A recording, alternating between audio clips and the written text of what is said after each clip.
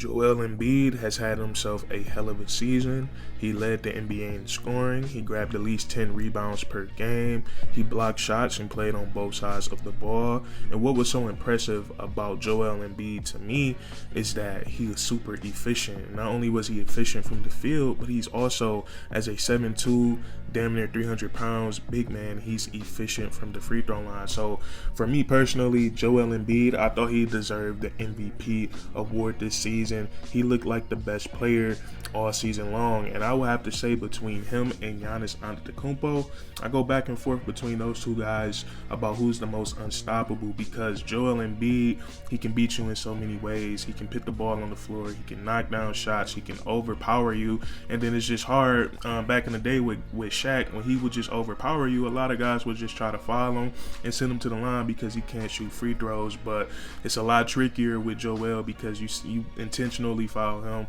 he's going to go to the free throw line and knock them down. So with all of that being said, hell of a season for Joel Embiid. In Game 7, I did not see an MVP effort from him, and that's what I'm really big on about what I saw. I didn't see the effort. Like, if I seen him playing hard and he had the stat line that he had last night, he finished with 15 points and 8 rebounds, but he did that with minimum effort. So before we get into the game and why I feel like Joel Embiid was giving minimum effort, there's some theories that I have to why he was giving minimum effort. We look back to Game 6, the Philadelphia 76ers. They had a golden opportunity to close out the Boston Celtics at home, and Jason Tatum has been, before Game 7, he's been terrible this series, and he had finished with 25 plus points. But if you watch those games, Jason Tatum was terrible. He had a great fourth quarter in Game 6, but I feel like when you have the opposing team's best player, when he only makes one out of his first 13 shots, you have to smell that blood in the water as a team, and that's just not on Joel Embiid, and you have to find a way to close that ball game. But if you remember in Game 6, Joel Embiid, he did not get a single touch basically down the stretch of the game. During clutch time, the MVP of the NBA, probably the most unguardable player in the NBA, he didn't get a single touch. And when it comes to that, there's so many different people you can blame it on. You can blame it on Joel Embiid for not demanding the basketball. You can blame it on the point guard, James Harden, who's been in the NBA for so long. He's made the playoffs every single year of his career. He knows to get Joel Embiid the ball, and it still didn't happen. And you can also blame it on Doc Rivers because he is the coach, and the coach tell the players what to do. So I think with Joel Embiid, and listening to him after that game, he was pretty upset that he did not get the ball.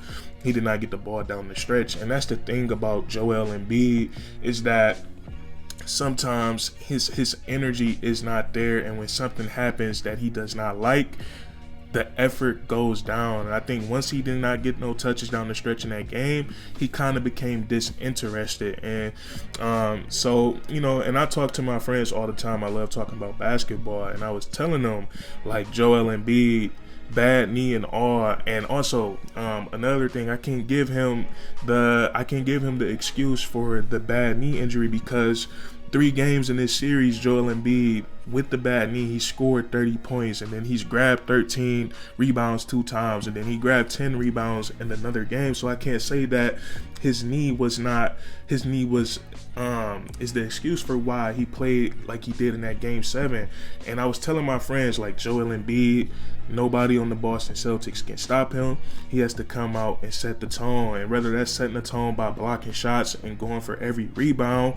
And when that game started, when it tipped off, I seen the exact opposite. And I think there's more ways you can set the tone to a basketball game than scoring the basketball, especially as a big man. I was expecting Joel Embiid to come out, go for every single rebound, defensive or offensive, set his screens hard and roll to the rim hard. But I'm telling you guys, I watched that game from beginning to end, and Joel Embiid, it was like that type of energy, that type of effort was not there the entire night. And just to like put into context of how minimum his effort was, Joel Embiid, the tallest player on the court, and I know he's guarding Al Horford majority of the time, who's stretching the floor, and he's on the three-point line. But at halftime, Joel Embiid had 1 rebound, and he didn't really start. He finished with 8, but he really didn't start rebounding the basketball until it was the Boston Celtics were up 25-27 points. So when I saw that from Joel Embiid, it kind of disappointed me. And I usually don't make videos like this. My videos are usually like uplifting teams when they do something really good. But what I saw from Joel Embiid as a basketball fan, it really disappointed me. And then also in the press conference, Joel Embiid was asked about basically the series. One question, they asked him about like how do he feel about this season, whether it's a failure or a success, and then he jokingly quoted Giannis, and he was just laughing about it. And me personally, as a basketball fan and just a competitive person in general, I feel like Joel Embiid shouldn't be up there laughing and joking like that, because the Boston Celtics have defeated him in the playoffs so many times, and every time that they've matched up in the Joel Embiid era, the Boston Celtics have won. And then also he said another thing that kind of disappointed me as well, because he said that him and James Harden, they can't win by themselves. It has to be more guys. But watching that game, him and James Harden were by far, and just off their energy and effort levels alone, they were the worst players on the court. I watched this game and I saw PJ Tucker come out and he dropped 11 points in the first quarter. If you get 11 points in the first quarter from PJ Tucker, as the best 2 players on the team, you have to say, okay, my guys are showing up today and they are helping out. Let me do the same. But it was not there. So Joel Embiid, I'm not giving him 100% of the blame for that loss, but it really disappointed me as him being the best player on the team, the best player in the NBA this season, and he came out and gave such a low effort performance. And Joel Embiid, he's not the only guy. We're going to talk about some other things too that went into why the Philadelphia 76ers lost this series. But one more thing I want to say about Joel Embiid, and I don't believe this narrative. You go on social media right now, bunch of jokes saying that he got a pity MVP, and once he got his MVP, he didn't really care about the rest of the playoffs, and I don't think that's true. He's a competitor, but when he comes out and did what he does in Game 7, it makes that narrative look true. So Joel Embiid, I feel like when it comes to games like this, and when it comes to important games, and something happens that he doesn't like or something that upsets him, he still has to come out and gives that same energy and that same effort when he when he's happy. So that's how I feel about Joel Embiid, and I really wish he would have came out and set that tone in yesterday's game. So now we can get into some other things. They also have another guy on this team who has won MVP.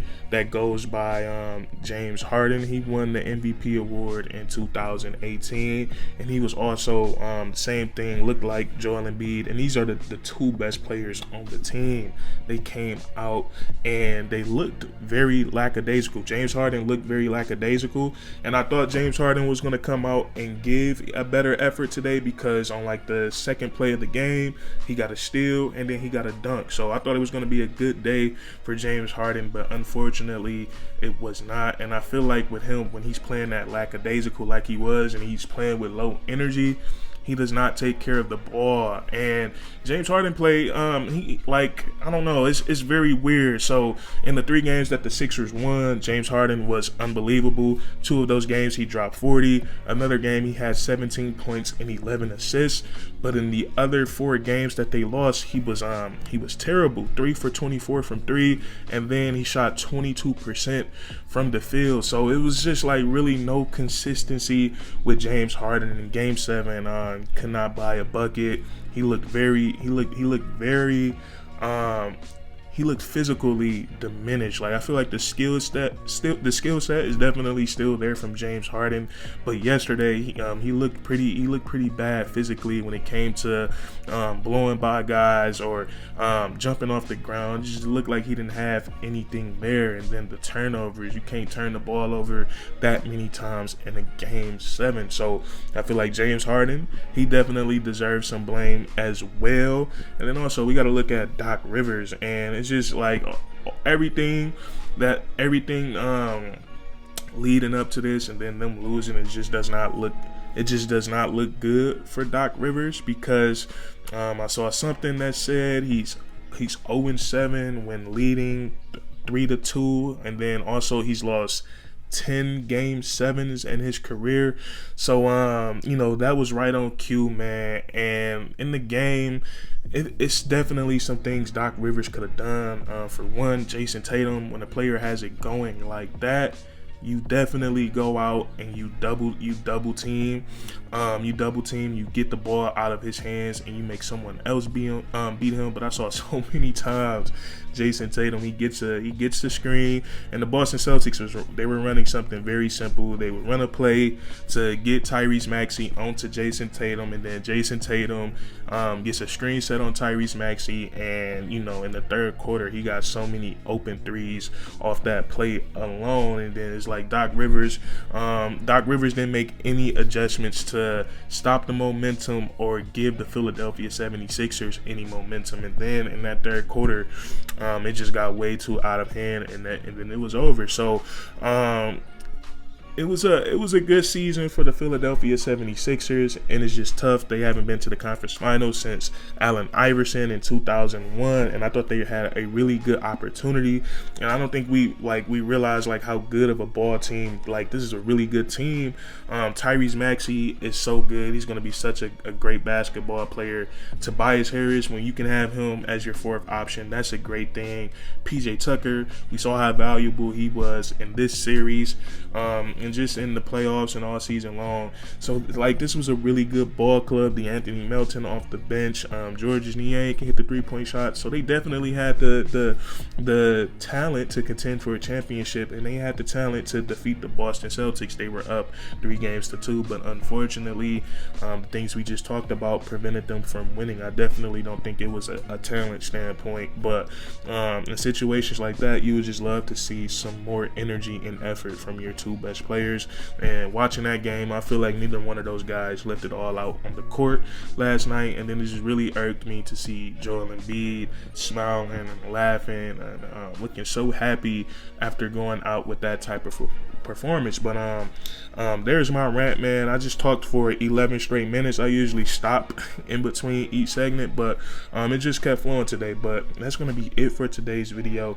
If you guys enjoyed, leave a like, comment down below. Why do you feel like the Philadelphia 76ers lost this series? And then subscribe for more weekly content. We do this all the time, man. And that's curtains.